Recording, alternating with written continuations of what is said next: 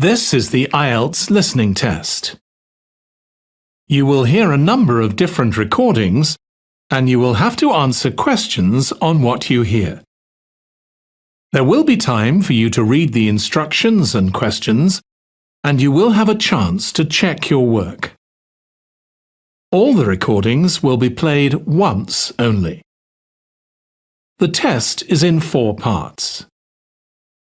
At the end of the test, you will be given 10 minutes to transfer your answers to the answer sheet.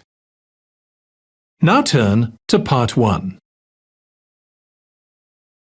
Part 1. You will hear a man called David asking for information about how to place an advertisement for selling his laptop and other items. First, you'll have some time to look at questions 1 to 5.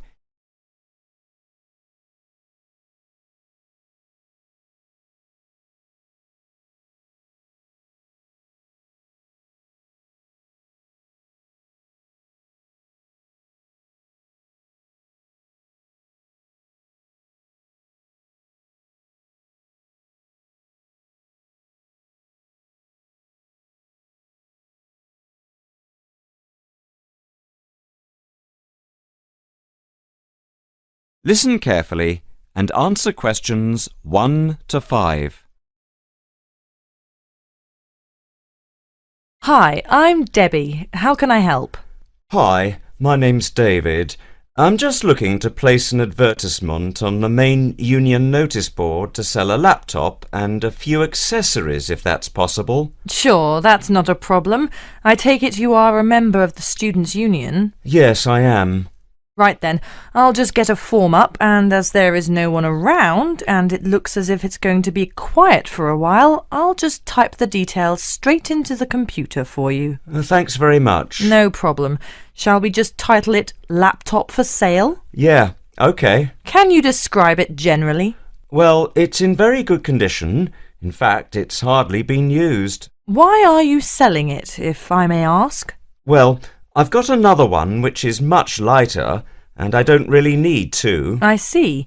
What weight is the one you are selling?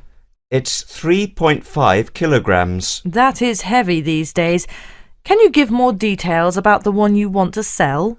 Right. Well, it's an Allegro, and it's got all the latest programs. OK. What about the memory? The memory is only 0.5 gigabytes. And what about the screen size and the other features? Well, the screen is, let's see, it's 37.5 centimetres with a standard size keyboard and a touchpad, but I've got a cordless mouse that I can put in with it if necessary. Some people don't like using a touchpad. What about ports or holes for attaching things to the laptop? It's got 2 ports. More modern laptops have more than 2 ports for all the extra attachments. They do. Let's see what else is important. Oh yeah, the battery lasts for 2.5 hours, which is okay, but not enough for train journeys.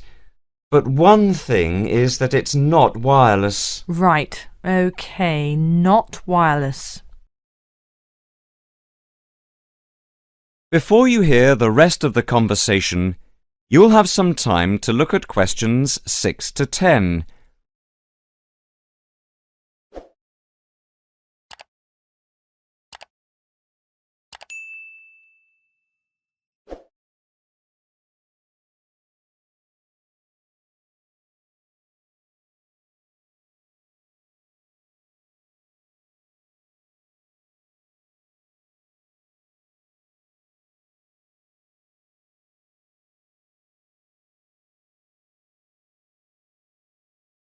Now listen and answer questions 6 to 10.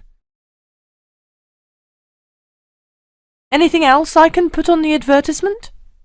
There's a webcam built at the top of the screen, and I can throw in a printer, a scanner and headphones, which I got with it in a special deal. It also comes with its own case for carrying it around. Actually, the case is quite smart. I'm hoping these things will help it sell. They should do. Right, I think I've got all that. How much do you want for it? That I'm not sure about. It's worth about £900 to £1,000 new. Yeah, but you won't get that much if it's used, and even if it's in good condition. What about £500? I doubt if you'd get as much as that. More like £200 or £300. If you look at the notice board, there is one on there which is comparable to yours, and it's not more than about £250, I think. As little as that? I'm afraid so. Shall we say £300? OK, put that. Can I take some contact details for the advert? The name's David Bristow. Bristow? Yes, that's it. And a mobile or email? Both if you want. That's 09875 423387. That's it. If you send the picture, I'll add it and print it out and stick it up for you. OK, I can get that to you today. Right, I'll type in here, advert placed the 22nd of October. Fine, and good luck with the sale. Thanks.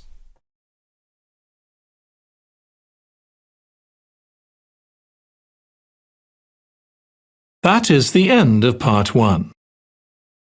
You now have 1 minute to check your answers to part 1.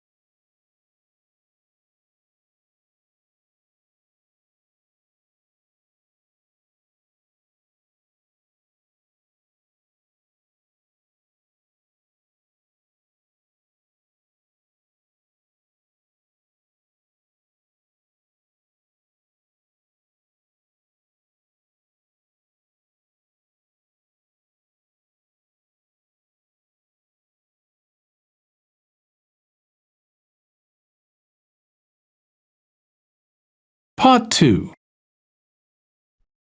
You will hear an announcement made by an official for the preparation plans for the town's 250th anniversary celebrations. First, you'll have some time to look at questions 11 to 15.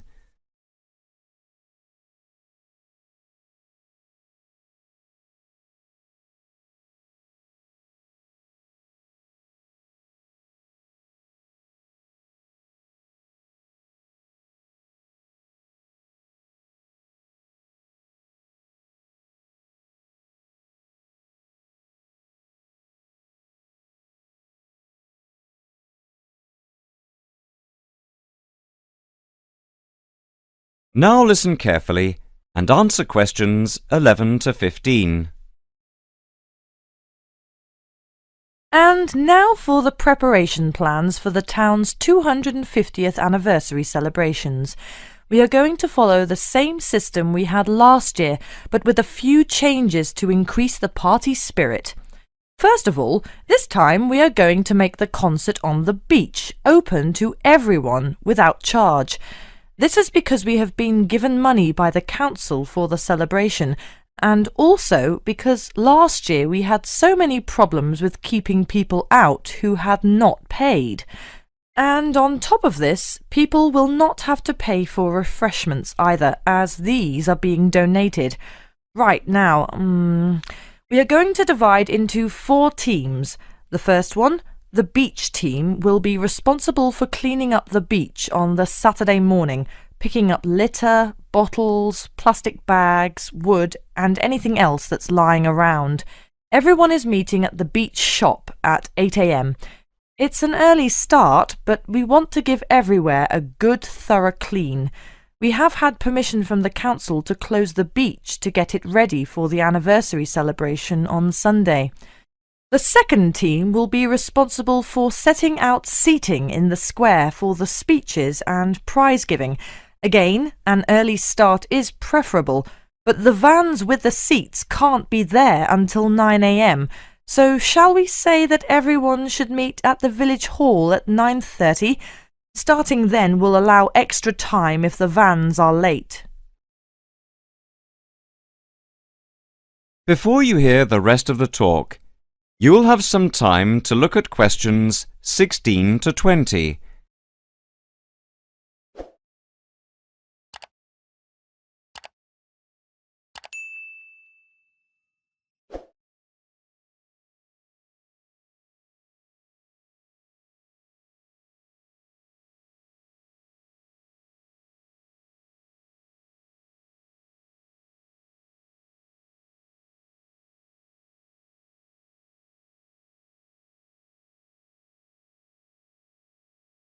Now listen and answer questions 16 to 20.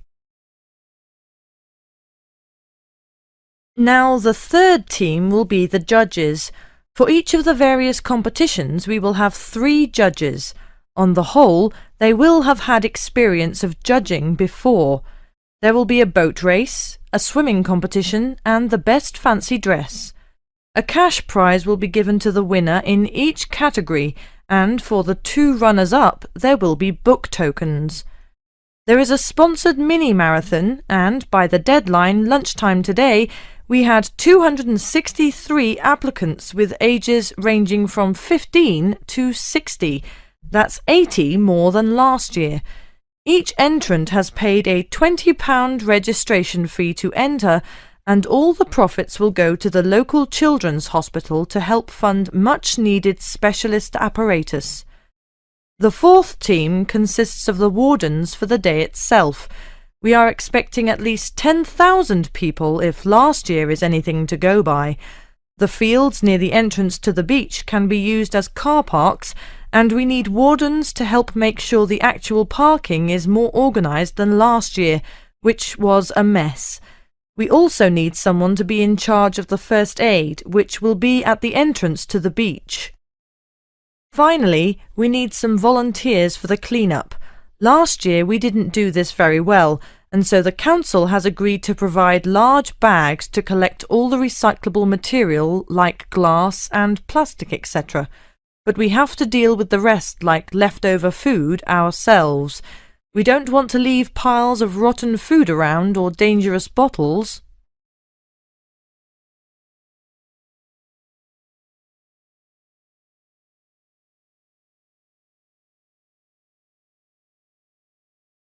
That is the end of part 2. You now have 30 seconds to check your answers to part 2.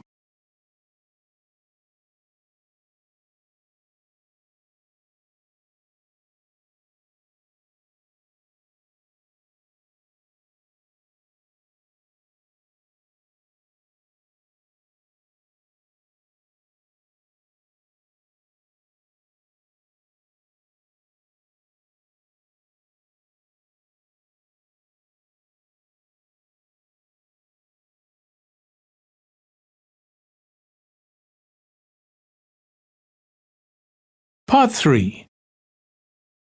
You will hear a tutor and a student discussing a research project. First, you'll have some time to look at questions 21 to 26.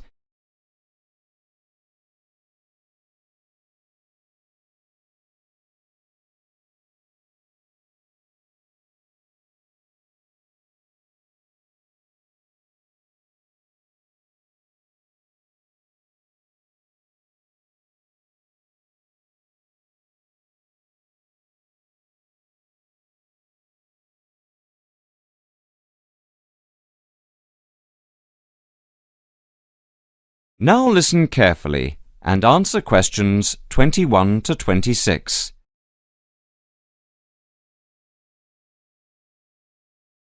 OK, is everyone ready?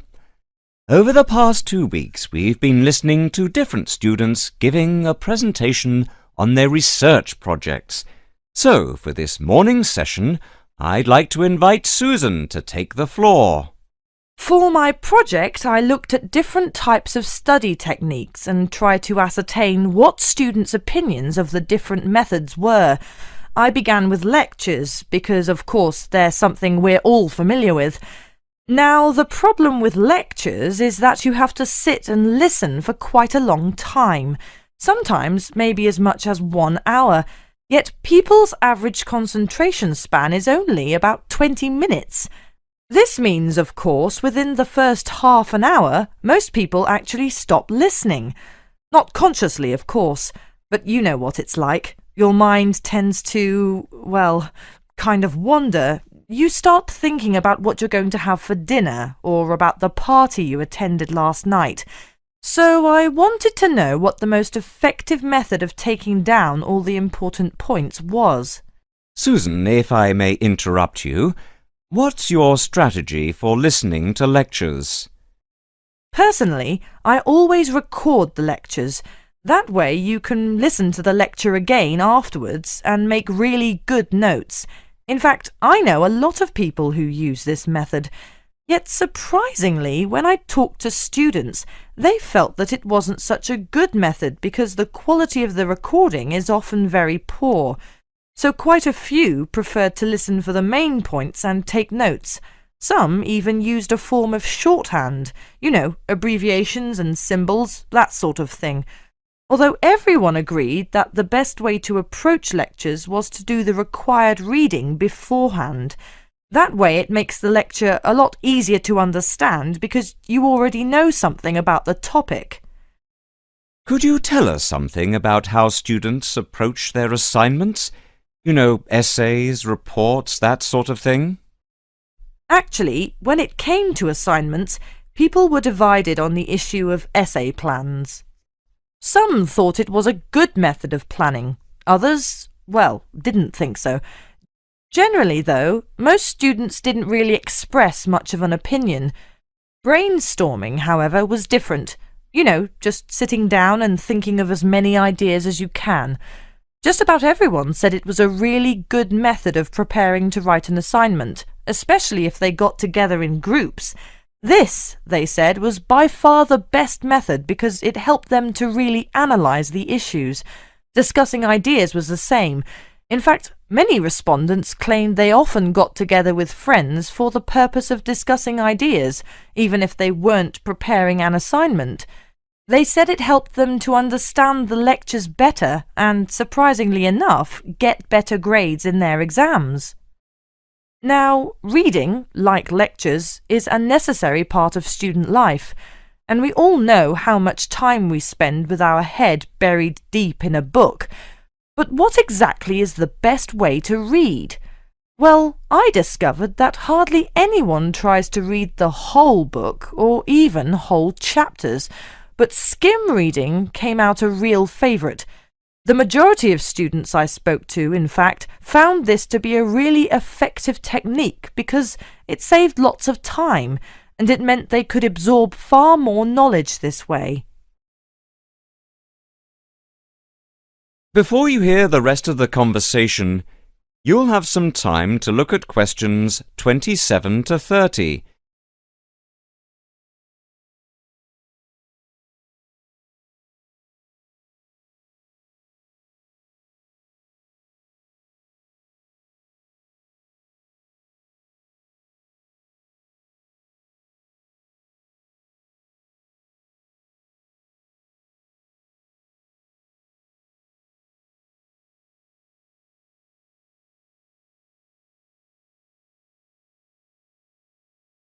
Now listen and answer questions 27 to 30.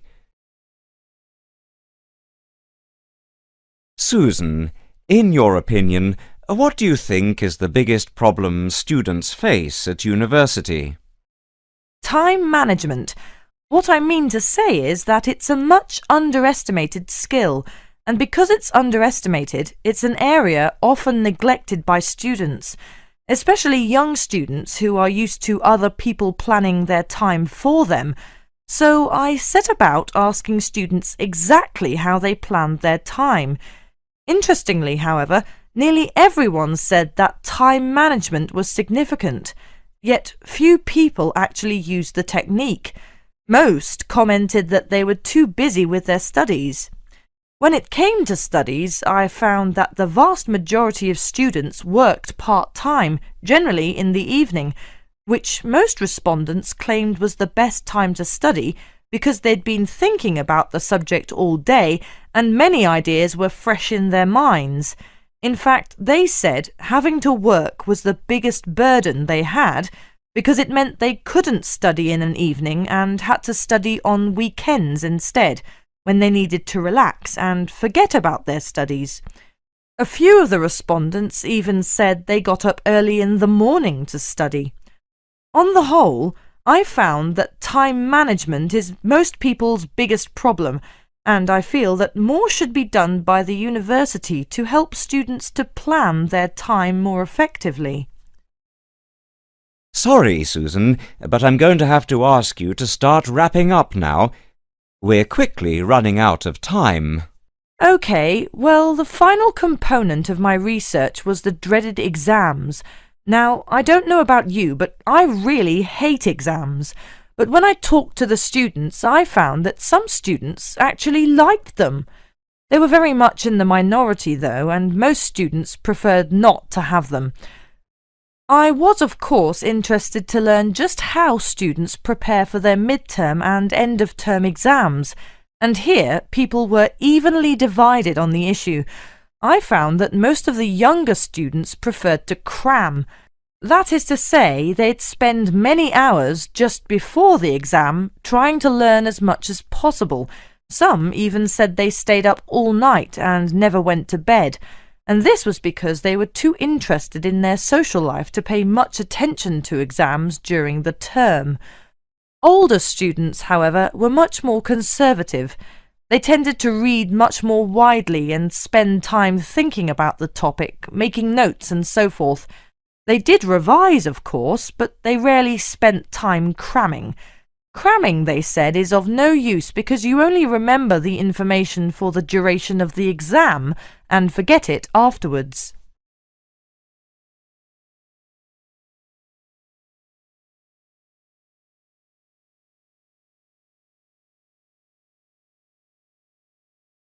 That is the end of part 3.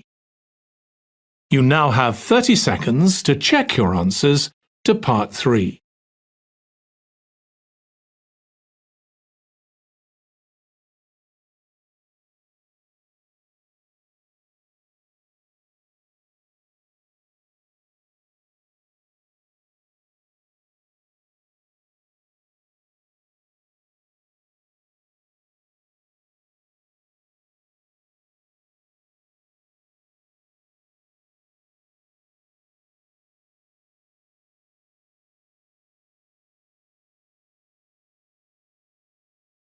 Part 4.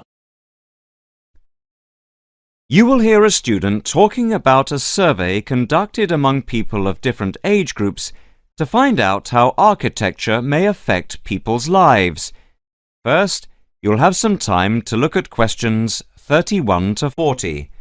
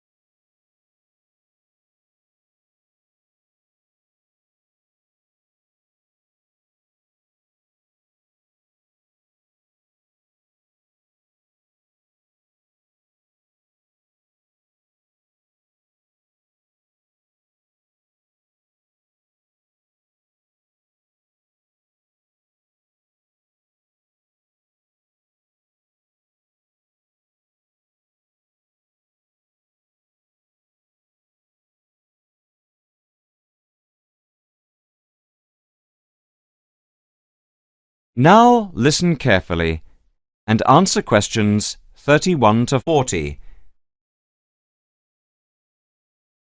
My group has been doing a project on the importance of architecture in people's lives and whether it has any impact on the lives of people in general. The main part I have played is in the collection of data, to find out what effect, if any, various buildings have on people's mood, i.e., whether ugly buildings make people unhappy and whether beautiful buildings do the opposite. We had originally thought of starting measuring people's reactions by using a questionnaire with about 40 questions, which we were going to hand out to people, including students at the university. But we were worried that doing the questionnaire would be too time-consuming for people to fill in, so we gave up the idea. I then asked several of the postgraduate students for advice. One of them came up with the simple idea of showing people images of various buildings from different eras and styles instead of giving out the questionnaire, and asking them to indicate how they felt on a scale of 1 to 5 about the images, where 1 was unhappy and 5 was very happy. People would also be given the option of not saying what they felt. Using the scale meant that it would be much simpler to record people's reactions. I decided to follow this advice, and so the first stage was to collect a large number of images. I used Google to print off colour images of views of houses and apartment blocks where people live, and different types of buildings where they work. I started with about 30 or 40 and reduced them to 10 images. Media resources in the Amory building at the Judd Street branch of the university helped me produce the final images. I had them blown up to A4 size, and we used colour rather than black and white to make the detail on the images clearer. We made 5 sets of images, and for protection when handling, we pasted the images onto hard card. Then, using a machine to wrap them with plastic, we laminated the cards. 5 of us targeted different age groups.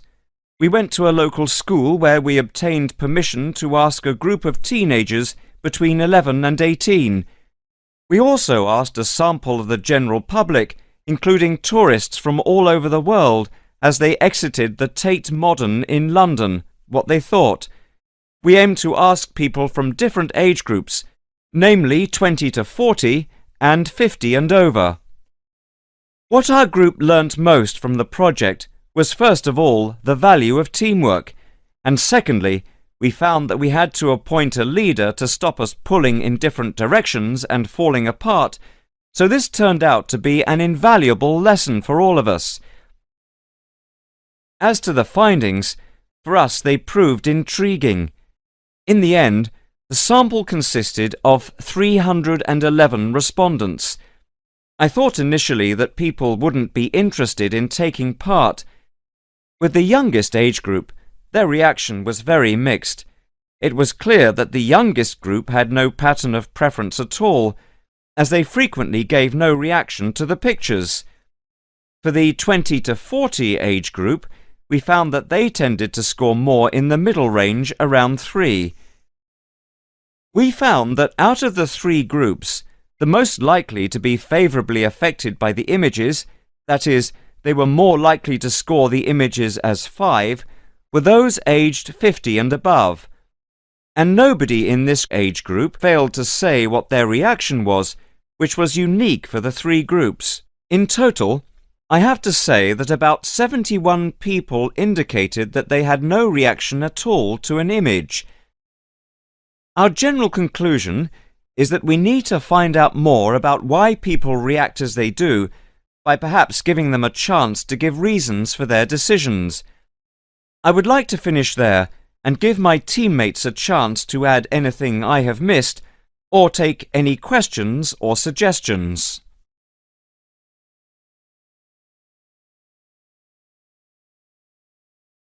That is the end of part 4. You now have 1 minute to check your answers to part 4.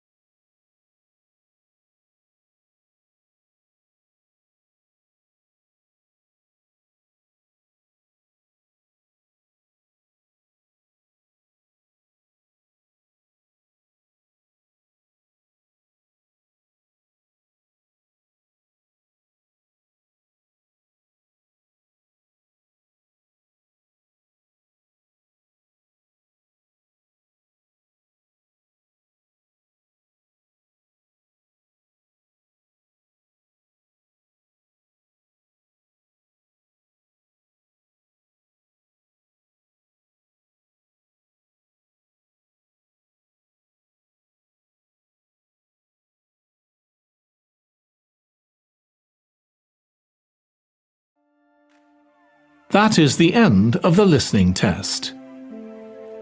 In the IELTS test, you would now have 10 minutes to transfer your answers to the answer sheet.